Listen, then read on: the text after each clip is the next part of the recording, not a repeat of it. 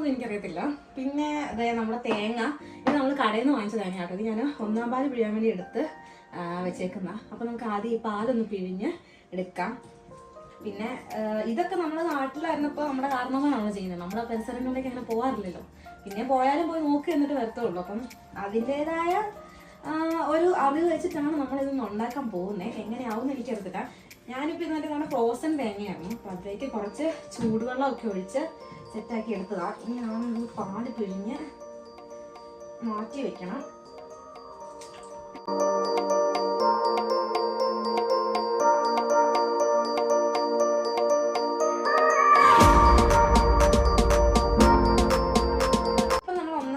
എടുക്കുന്നത് 1-ാം പാലിനുള്ള കൊഴുപ്പായെന്നാണ് ഞാൻ വിശ്വസിക്കുന്നത്. എനിക്ക് ഇതിനെക്കുറിച്ച് വലിയ ധാരണയൊന്നുമില്ല. ഒരു ധൈര്യത്തിലൊന്നും പോകുന്നേ ഉള്ളൂ. പക്ഷെ അത് ഒരു തവണ ഞാൻ ഉണ്ടാക്കിയപ്പോൾ സെറ്റ് ആയിട്ടുണ്ടായിരുന്നു. ഭയങ്കര നല്ല രീതിയിൽ പിടിച്ചു വരണം.